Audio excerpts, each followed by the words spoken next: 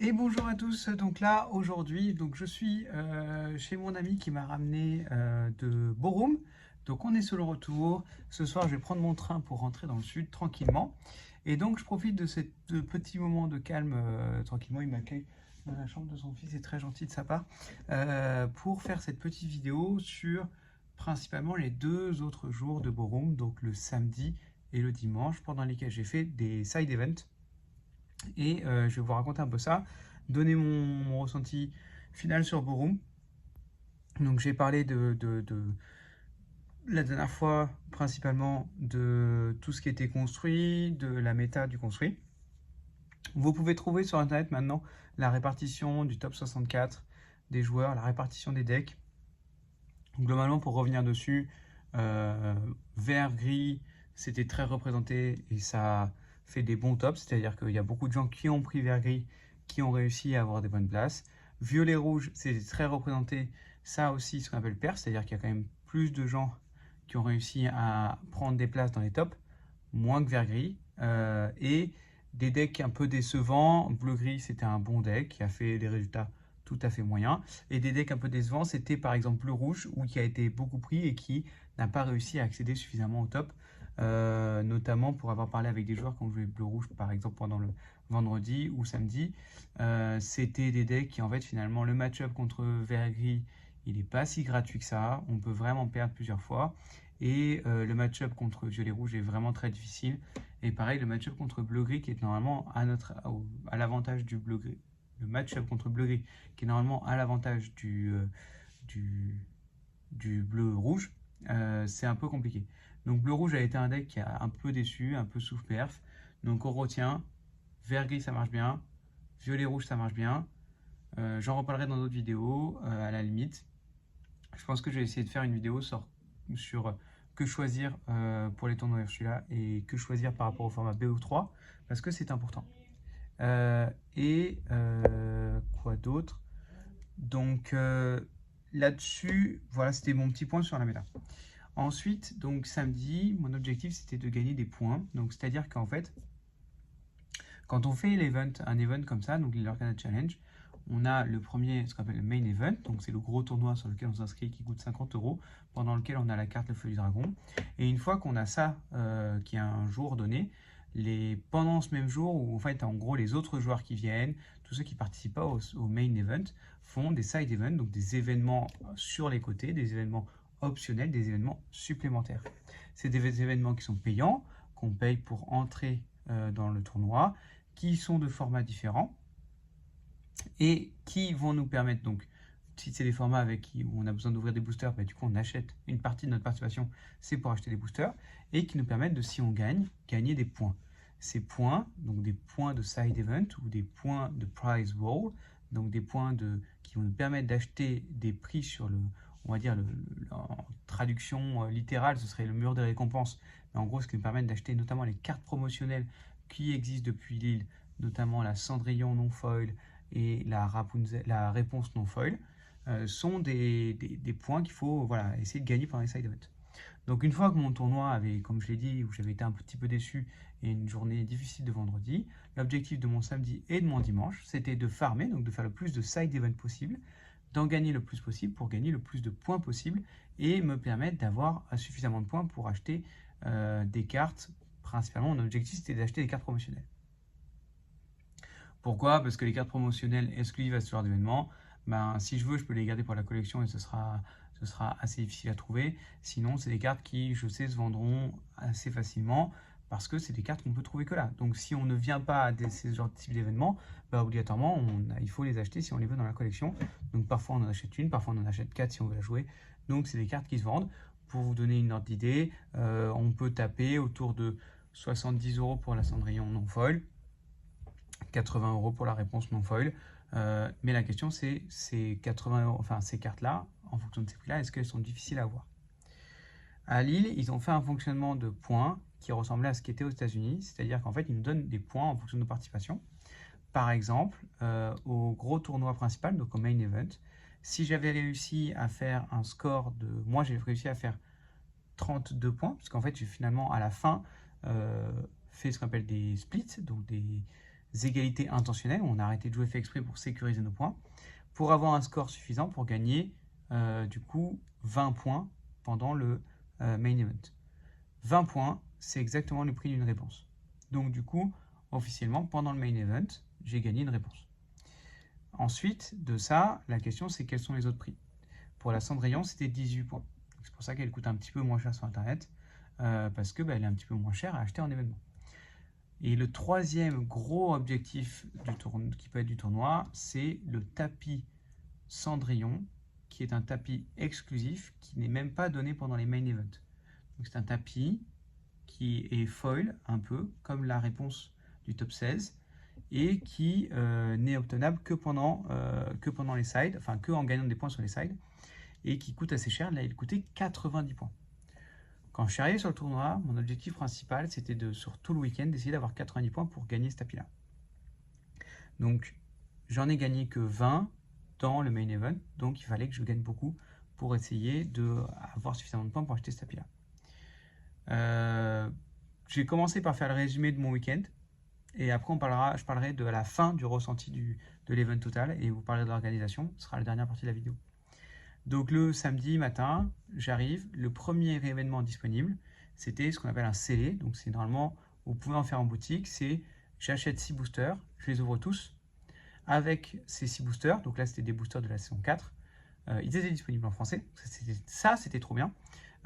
Donc on achetait 6 boosters en français, on les ouvrait, on faisait un deck avec ces cartes-là, il fallait mettre minimum 40 cartes. Peu importe la couleur, on pouvait jouer toutes les couleurs si on voulait. Et après, on se lançait des duels. Mon deck de 40 cartes contre ton deck de 40 cartes. Donc en gros, il fallait mettre à peu près 2 tiers des cartes qu'on ouvrait dans notre deck. Ça a commencé à 10 h le samedi. Ça coûtait 60 €, ce qui est assez cher, mais pas non plus méga cher. C'est-à-dire que normalement, en boutique, ça coûte autour de 40 €. Donc c'est très cher, mais en fait, on paye le fait qu'on va essayer de gagner des fameux tickets pour acheter les cartes promotionnelles. Et en fait, pour Ravensburger, c'est aussi, eux, ça leur coûte rien, les cartes promotionnelles, donc c'est le moyen sur lequel ils se font des bénéfices pour payer la salle, payer les arbitres, etc. et avoir des bénéfices en tant qu'entreprise. Il faut bien qu'eux, ils soient contents d'organiser ce genre d'événement. Donc du coup, c'est normal qu'on paye plus cher que quand on le fait en boutique locale, il n'y a aucun problème. Donc là, c'était en 3 manches, donc en fait, c'était des BO3. Donc, je rencontrais un adversaire, on faisait 3 games, enfin, c'était un best of 3. Donc, le premier qui avait 2 victoires, il avait gagné la manche. Et on le faisait 3 fois. Là, de mon souvenir, je crois que j'ai tout gagné. C'est un format où j'ai l'habitude, j'en fais beaucoup en boutique. Donc, vraiment, j'ai l'expérience sur ce format de savoir quelles cartes sont fortes dans ce format particulier, quelles cartes qu'on ne joue pas habituellement en construit, il faut jouer, quelles cartes au contraire qu'on joue en construit et qu'il ne faut pas jouer. Donc ça, c'est un format où je savais que j'étais bon et j'ai gagné les 3 rounds.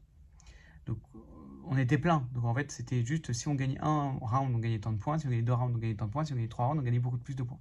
Moi, j'ai tout gagné, donc ça m'a fait beaucoup de points. Je crois que c'était 20 points. En tout cas, j'étais très content. Ensuite, on a fait un tournoi construit qui commençait l'après-midi à 14 h. Donc là où j'ai repris le même deck, le violet rouge. Mais cette fois, c'était du BO3 et pas du BO2. C'est important. Ça peut donner un avantage à certains decks. Et moi, je pense que ça me donne un avantage avec mon deck.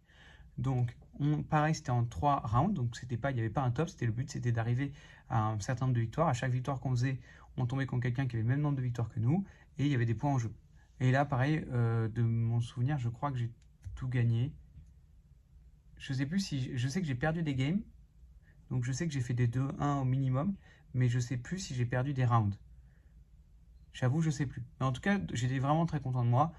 Ça marchait très bien. En BO3, rouge-violet marche vraiment bien. Je vous en parlerai dans la vidéo sur que faut-il prendre pour Ursula. C'est très intéressant le changement entre BO2 et BO3. Et donc du coup, j'étais content, j'ai gagné plein de points. Et on a fini la journée sur un petit format qui coûtait pas... Alors le construit coûtait que 25 balles aussi. Ça, c'était très bien. C'était un bon point. Refaire un tournoi construit pour 25 balles, c'était vraiment très bien. Enfin, à la fin, on a fait ce qu'on appelle ils ont appelé ça un 2 booster rush. On ouvre 2 boosters, on fait un deck avec toutes les cartes qu'il y a dans ces 2 boosters. On n'a pas le droit d'en enlever. Les 2 dernières cartes, là, les cartes en carton qui servent à rien, de protection, des règles avec le portrait d'Ursula, ça part en encre. Donc comme ça, on commence directement avec 2 encres. Et c'est le premier arrivé à 15 qui a gagné. C'est assez hasardeux, c'est très rigolo. Celui-là, je crois que c'était en une seule game contre un seul adversaire. Celui-là, j'ai gagné. Ça permettait de gagner 5 points si on gagnait. Et seulement 2 si on ne gagnait pas. Donc pareil, ça coûtait 20 balles. Il faut se dire que dans notre tête, en gros, si on faisait les calculs, un point du prize wall, ça coûtait entre 4 et 5 euros. Donc du coup, le fait de faire par exemple, les calculs sont simples hein, sur le truc du booster. On paye 20 euros. Un booster en boutique, ça coûte entre 5 et 6 euros, on va dire. Ça dépend si vous l'achetez avec un display à part, etc. Donc on va dire que là, on paye 5 euros le booster. Donc ça fait 10 euros qui sont. On a ouvert 2 boosters. Donc 10 euros, c'est les boosters. Et il reste 10 euros qu'on a payé pour gagner dans tous les cas au minimum 2 tickets. Donc ce qui est le prix correct. Et si on gagne, on en gagne 5 au lieu de 2. Donc c'était très bien. On a essayé d'en faire le plus possible. Mais là, du coup, on en a fait un le samedi soir que j'ai gagné aussi. Donc là, j'ai fini ma journée du samedi avec beaucoup de points. Mes collègues avec qui je suis venu, donc on était 5 au total à un peu se connaître et à vraiment traîner tout le temps ensemble, avaient beaucoup de points, mais on n'avait pas suffisamment pour acheter le fameux tapis Cendrillon qui coûtait 90. Enfin, on avait assez tous ensemble, mais il n'y avait personne qui l'avait assez tout seul. Donc ce que j'ai fait, c'est que j'ai prêté plein de points à mes potes en leur disant prenez le tapis. Je parlerai pourquoi on est un peu pressé de prendre le tapis maintenant, juste après sur l'organisation. Donc du coup, on a un de mes amis qui a pris le tapis, donc il était trop content, il a eu le tapis ce jour-là, et moi j'avais presque plus de points parce que je lui avais tout prêté. Et on a un autre ami qui, lui, il n'avait pas assez de prendre le tapis, et ce qu'il voulait faire, c'était prendre des cartes promo, donc il allait prendre une réponse promotionnelle et une Cendrillon promotionnelle. Donc on était content, on avait fini notre première journée, on avait déjà pas mal de lots, et l'objectif c'était le lendemain de farmer à nouveau les points pour essayer d'avoir suffisamment de points pour qu'eux ils me remboursent et que moi je puisse compléter ce qu'ils me remboursent, plus moi gagner des points pour m'acheter le tapis. Donc deuxième jour, là cette fois, donc c'est le dimanche. Donc en fait le samedi, pendant que nous on faisait nos side events, il y avait le deuxième jour du main event. Donc il y avait des gens qui étaient venus pour faire leur tournoi toute la journée. Donc là par contre le dimanche, il n'y avait plus que le top 64 qui faisait leur vrai tournoi un peu construit et tous les autres joueurs étaient là pour faire du side event. Le premier jour, le dimanche, commence le tournoi construit, on va dire le tournoi de la seconde chance. C'est pas vraiment un tournoi de seconde chance parce que même si on gagne, on ne réaccède pas au top. Mais c'est un tournoi construit qui donne beaucoup de points et qui est un peu, on essaye de vraiment faire des bons scores. Il y avait 280 joueurs qui se sont inscrits, ça a commencé à 9h et là, moi, j'ai plutôt pas réussi. Enfin, en fait, j'ai bien démarré, mais à la fin, c'était un peu comme sur les side events, il fallait avoir un certain nombre de points au score pour que notre score nous donne un certain nombre de points en ticket. Et donc, au début, je démarre bien, puis après, c'est un peu moyen. C'est la première fois où j'ai fait vraiment une erreur dans le gameplay et je perds une partie à cause de mon erreur. Et donc là, du coup, ça a vraiment, contrairement au main event où j'avais pas fait d'erreur, vraiment j'étais content de moi. Là, j'ai fait une première erreur. Et donc, du coup, ça s'est correctement passé. À la fin, je fais des splits pour garantir mes points, pour avoir suffisamment de points. C'était un peu stressant parce que là, c'est un tournoi qui a duré 6 rounds, à chaque fois en BO3. Oui, c'est ça, en BO3. Ah non, c'est 6 rounds en BO2, mais c'était un peu stressant parce que c'était compétitif, parce qu'il fallait avoir certaines sommes de points pour gagner ses points, et surtout qu'on allait avoir nos points qu'à la fin du tournoi. Et je vais vous expliquer pourquoi j'étais très stressé à cause de ça. Du coup, l'avantage, c'est que finalement, je vais finir là-dessus, j'avais gagné pas mal de points, donc j'ai gagné à nouveau, je crois, j'ai gagné 8 points sur ce tournoi-là, ce qui n'était pas beaucoup parce que j'ai fait un score moyen. Non, j'ai gagné 10 points sur ce tournoi-là. Pourquoi? Parce qu'à la fin, j'ai fait exprès d'abandonner pour donner plus de points à mon adversaire et il m'en a redonné une partie. Donc c'était un peu du donnant-donnant, ce qui m'a permis de terminer ce tournoi avec 10 points, alors que beaucoup de gens ont terminé avec 8 ou 0. C'était un score correct, pas fou. Comme j'ai dit, j'ai un peu fait des erreurs à ce tournoi. J'ai fait ma vraie erreur, elle était à ce tournoi. Mais du coup, voilà, je termine avec 8 points. J'additionne tous mes points. Mes amis ont fait des scores corrects. Il y en a un qui a fait un score très bon, qui a fini, dans la meilleure table et qui a fait la dernière partie contre Q, qui jouait avec un joueur un peu connu parce qu'il a fait notamment des vidéos avec Rofelos. Et donc c'était une finale, on va dire, de bleu-gris contre bleu-rouge. Et si le gagnant repartait avec 90 points directs. Donc de quoi acheter le fameux tapis direct comme ça. Et donc lui, il n'a pas gagné. Il est quand même reparti avec 40 points, ce qui est énorme. Il a pu me redonner des points que je lui avais prêtés. Et à la fin de la journée, j'ai un peu marchandé, prêté, machin, etc. pour avoir mes 90 points et enfin avoir mon tapis. C'était très long. Je vais vous expliquer après comment ça s'est passé pour avoir ce fameux tapis. J'ai mis sur Insta une photo. Là, il est dans ma valise, donc je ne vais pas le sortir. mais je le mettrai potentiellement la photo en miniature. Donc vous l'avez sûrement vu en miniature. Et donc finalement, j'ai eu mon tapis, j'étais très content. J'avais beaucoup de points qui me restaient en plus, donc j'en ai notamment vendu une partie parce que mes amis m'en devaient encore. Donc j'en ai vendu une partie à Petit Quick qui était là, avec qui j'ai beaucoup discuté et qui m'a beaucoup aidé. Enfin, on s'est entraidé, il y a beaucoup de Français, on s'est entraidé. Et donc ça nous a permis d'acheter le tapis. Moi j'étais trop content, je suis revenu avec mon tapis, j'ai revendu certains points. Le tapis vaut actuellement entre 400 et 500 euros. C'est un prix qui est correct actuellement. Je pense qu'il va redescendre un petit peu. Je pense qu'à moyen terme, il va tourner autour de 300 ou 400 euros parce que il va y en avoir d'autres qui vont être donnés à Bologne et d'autres qui vont être donnés à Birmingham. Par contre, dès qu'ils vont annoncer que si le tapis change d'ici l'année prochaine ou dès que le tapis va devenir un peu plus rare, il va remonter de prix. Je pense que ça peut être un article qui peut valoir autour de 500-600 euros dans les 6 mois, 1 an, potentiellement, parce que c'est un tapis qui sera sûrement exclusif au Lorcana Challenge organisé en 2024. Voilà. Donc, retour de mon week-end, on va dire de mon parcours. J'étais content. J'ai eu beaucoup moins de regrets qu'à Lille. J'étais content de mon deck. J'étais content de la version de mon deck. J'étais semi-content de mon niveau, c'est-à-dire que quand même dimanche j'ai fait une bêtise, mais mon niveau de vendredi était pas parfait, mais tout à fait correct. Je pense il représentait mon niveau de base, c'est-à-dire que j'étais loin d'être parfait, j'ai fait des décisions que j'ai regrettées, des trucs que j'étais en mode ah peut-être que ça aurait été un tout petit peu mieux, mais voilà, moi je me suis dit mettre un joueur à 8 sur 10, un bon joueur, voire très bon joueur, et j'ai un bon niveau, voire très bon niveau, mais j'étais pas excellent, et donc c'est difficile pour moi d'atteindre le top, et donc je ne l'ai pas eu cette fois, c'est toujours possible pour les prochaines fois, c'est encore possible, j'ai encore le niveau je pense pour essayer de l'atteindre, mais voilà, je peux encore m'améliorer, et c'est sûr et certain. Pour ce qui est des lots, j'étais content de me rentrer avec mon tapis, ça m'a fait vraiment plaisir, j'en avais vraiment besoin, et du coup j'ai pu le mettre en vente sur Card Market grâce sur le compte de ma copine, donc j'étais assez content.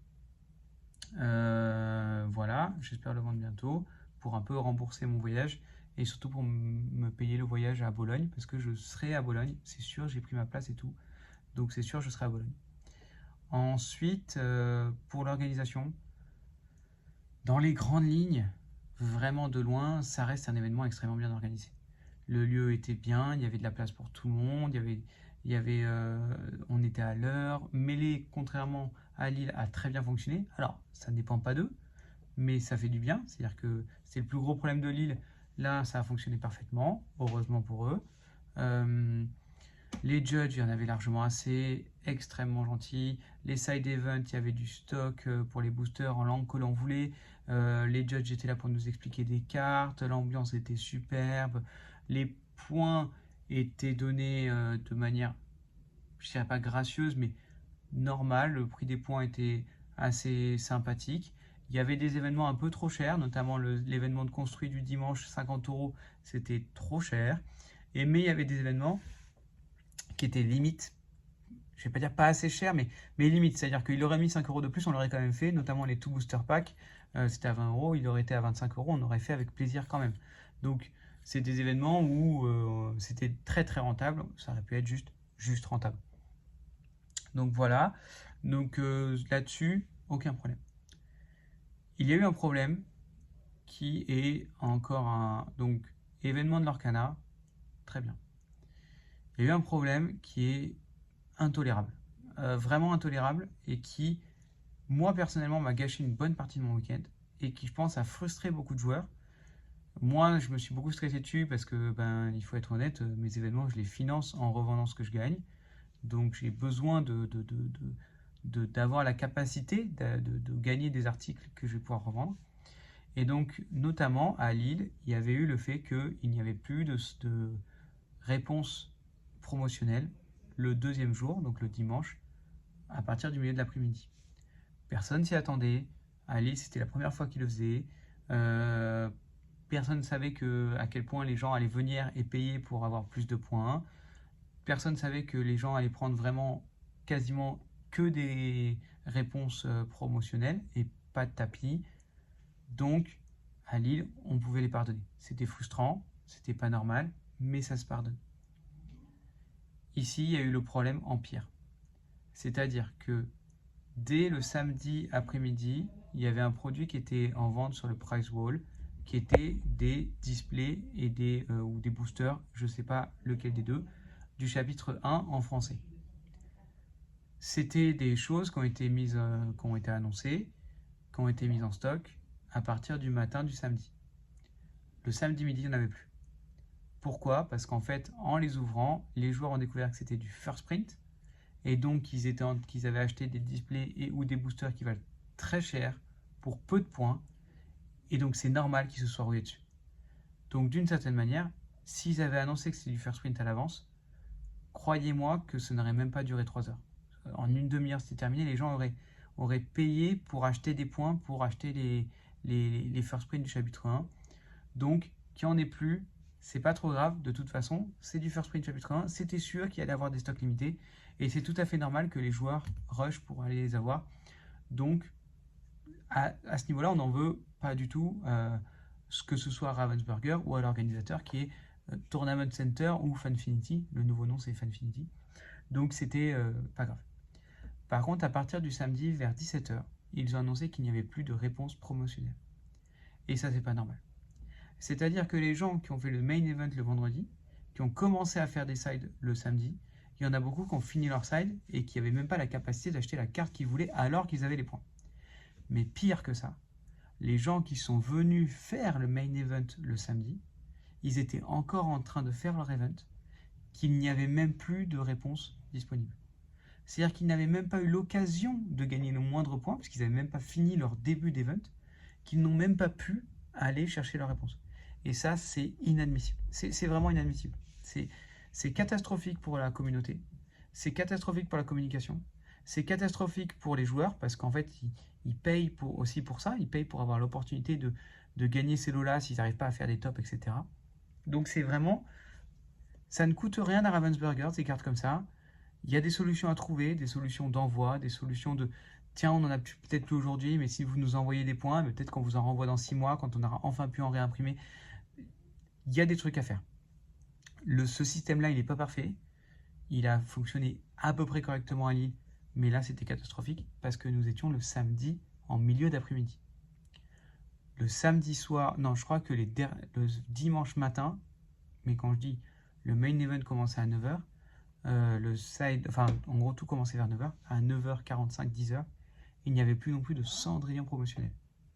Donc là, c'est-à-dire que si vous aviez des points, vous ne pouvez plus acheter de cartes du tout. Et là, c'est aberrant. Parce que tous les gens qui avaient des points, qui avaient économisé pour acheter des Cendrillons, pour acheter des réponses, qui s'étaient dit venez, attends, on va regrouper, comme ça on achètera 4 réponses. Ah ben il n'y en a plus, ben c'est pas grave, j'irai acheter des Cendrillons. Ben, du coup, le fait qu'il n'y ait pas de réponse, les gens ont eu peur, les gens ont tout échangé contre des Cendrillons, et du coup, il n'y a plus de Cendrillons non plus. C'est-à-dire que le dimanche matin, le seul objet exclusif qui restait, c'était des tapis. C'était très cher en points, donc peu de gens y avaient accès, et surtout, les gens qui, comme moi, avaient fait beaucoup de side event et y avaient potentiellement accès, ils allaient y avoir accès le dimanche en fin d'après-midi, à la fin de leur event. Donc, notamment pour moi, ça a gâché mon week-end parce que j'ai été pendant tout le week-end sous le stress que quand on va me rendre mes tickets que j'avais prêtés, quand je vais gagner mes tickets de mon event, eh ben j'arrive, j'ai 90 tickets, c'est-à-dire l'équivalent de 90 fois 4,5 €, on va dire, et que je peux même pas les échanger contre mon tapis et que ça ne vaut plus rien. Parce qu'il faut être honnête, quand il n'y a plus de first print du premier chapitre, carte promotionnelle Cendrillon, carte promotionnelle réponse, et s'il n'y a plus de tapis, on peut échanger nos points contre des displays. Sauf qu'en gros, ça revient, c'était 2 points pour un booster de n'importe quel display, de n'importe quelle langue. Ben en fait, ça fait l'équivalent de entre 8 et 10 € le booster. Et ben, j'achète ça quasiment 2 fois moins cher dans mes boutiques locales, alors que moi, je suis venu où j'ai déjà payé plus cher pour des points, pour des side events, pour avoir ça. Donc, s'il n'y avait plus de tapis, c'était catastrophique. Et encore, parce que moi, j'avais peut-être la chance d'atteindre 90 points et de peut-être atteindre le tapis. Tous ceux qui ont fini leur week-end avec 50 points, avec 60 points, c'était horrible parce qu'ils ont acheté des displays, ils ont acheté des boosters, ils ont essayé de revendre leurs tickets à d'autres personnes pour que ces autres personnes atteignent, elles, 90 points. Donc dans toute la journée, il y avait du trafic de tickets à fond, à fond, à fond, pour que les gens aient assez pour acheter le tapis, parce qu'ils stressaient de ne pas avoir le tapis. Et donc en fait, ça a mis une tension, une toxicité, un rush, une valeur sur les points qui était pas nécessaire, stupide. À la fin de l'event, il y avait finalement des tapis, encore. Mais les juges, par exemple, n'ont pas accès au stock. Donc, ils ne peuvent pas savoir. Et heureusement qu'ils ne nous le disent pas d'une certaine manière, même si j'ai demandé à des juges, il ne faut pas dire s'il n'y en a plus. Sinon, c'est un mouvement de panique. C'est vraiment un mouvement de foule. Quand il y a 1000 personnes qui sont dans des salles à côté et qui font tous des événements comme ça pour essayer d'avoir le même objet, si on annonce qu'il n'y en a plus, c'est catastrophique. Donc du coup, il y a eu des problèmes. Moi, j'ai entendu un mec crier, limite se faire jeter dehors par la sécurité. Je pense que c'est à cause de ça. Il y a eu des stress pour les boosters. Il y a eu les gens qui, encore, moi, je suis venu là, contrairement à Lille, entre-temps, j'ai trouvé ma team NJDS, j'ai allé avec des collègues, etc. Donc c'était très sympa et on a pu regrouper nos points pour acheter un tapis le samedi. Au moins, on en avait un sécurisé. Mais si vous venez tout seul ou si vous venez en famille, que le dimanche pour vous amuser, en fait, vous allez gagner 30 tickets. Et en fait, vous allez payer votre journée en famille à des sommes aberrantes pour avoir quelques boosters. C'est vraiment catastrophique. En plus, une fois sur deux, vous allez vous faire agripper par un joueur qui va, lui, essayer de soit vous vendre, soit vous acheter des boosters parce qu'il est dans la panique pour essayer d'avoir un tapis ou de rembourser les tickets qu'il a gagnés et qui ne servent plus à grand chose parce qu'il n'y a plus de cartes disponibles. Donc c'est aberrant. C'est aberrant, c'est pas normal et c'est surtout que ça ne coûte pas grand chose à gérer. Ça coûte juste une envie. Une envie, de la communication et en fait les joueurs peuvent être compréhensibles.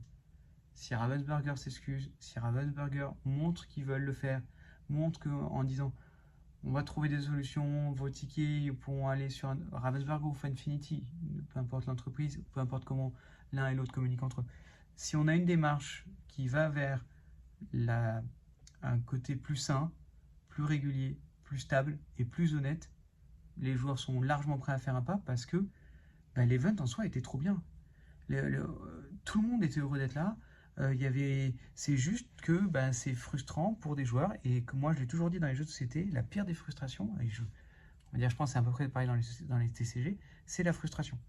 La pire des sensations, c'est la frustration. C'est pour plein de raisons. C'est pour ça que là, la fin d'event peut être gâchée. C'est pour ça que des decks, par exemple, que des decks discard sont pas appréciés parce que c'est frustrant. C'est pas parce que c'est mauvais, c'est pas parce que c'est trop fort, c'est parce que c'est frustrant, parce que on a l'impression d'avoir une injustice. Et donc ça rend très dur, ça met un point négatif. Il y a même des joueurs qui, je vais être honnête, j'ai croisé des joueurs français et ou étrangers qui nous ont dit, parce que moi je parle beaucoup, donc moi j'ai croisé plein de joueurs, moi j'ai demandé à annuler mon ticket pour Bologne, parce que si c'est pour avoir une ambiance à peu près pareille, je n'ai pas envie. L'investissement est trop grand parce que je viens de trop loin, parce que je paye trop cher. Pour l'instant, je vous conseille encore d'aller à Bologne si possible. C'était un excellent event, l'ambiance est extraordinaire, mais il faut être honnête, il faut être conscient que ce problème pourra arriver à nouveau une fois à Bologne et il pourra encore arriver à Birmingham. Pour l'instant, pendant qu'on n'a pas de communiqué de Ravensburger ou de Funfinity dessus, on n'y peut rien. Donc voilà. Quoi d'autre? Conclusion, on va dire, de ma vidéo et du week-end. Fatigant, mais franchement, ça vaut le coup. Franchement, moi, ça reste mon premier TCG, c'était exceptionnel. Sur des side events, ça fait très plaisir d'utiliser l'expérience qu'on peut avoir en scellé ou en draft, qui sont des formats que je fais beaucoup. Et donc, je suis très content d'avoir fait ça. La communauté française est extraordinaire. Je suis quelqu'un qui parle à beaucoup de monde, qui communique bien, qui essaye d'aider plus les gens dès que j'ai la possibilité. J'ai rencontré beaucoup de joueurs de la team TSI qui habitent pas très loin de chez moi, ont été contents de se voir. Il y en a un qui a un petit problème, j'ai essayé de l'aider, je fais de mon maximum. J'ai rencontré la team Savior et leurs amis avec qui j'ai discuté. J'ai Petit Quick avec qui j'avais beaucoup parlé, enfin que j'avais discuté un petit peu à Lille et il y avait de l'entraide. Quand j'ai essayé de l'aider quand elle avait besoin d'aide et notamment c'est pour ça que on nomme mon équipe, on va dire mon groupe lui a revendu des tickets, notamment moi et un de mes amis. Ils m'ont aidé aussi en retour, ils m'ont parfois donné des conseils, etc. J'ai croisé beaucoup de, je sais pas, d'autres teams, d'autres machins. Des fois, j'ai croisé, je félicite vraiment, notamment Beraklem, avec qui j'avais un peu joué juste avant, qui a réussi à avoir sa qualif. C'était son objectif. Franchement, il a réussi, tant mieux pour lui, je suis trop trop content. Enfin, les Français sont bons, les Français perfent, les Français sont gentils, les Français s'entraident. Il y a plein de gens qui sont venus me voir en me disant, en parlant des vidéos, en me parlant de ma participation à la Team NJDS, en me parlant de mes perfs, en me parlant du fait qu'en fait on s'était vu en tournoi à tel ou tel endroit. C'est ultra gentil, vous êtes adorables, franchement, venez, venez me voir.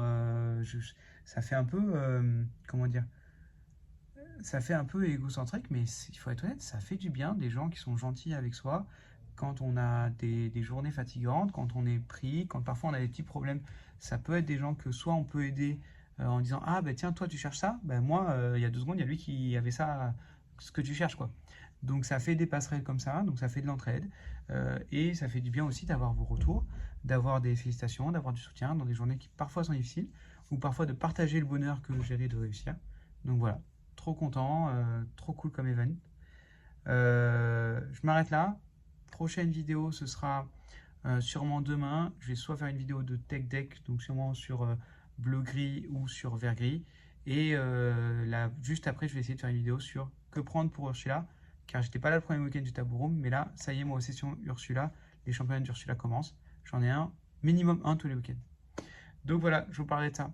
Bon allez, salut, ciao!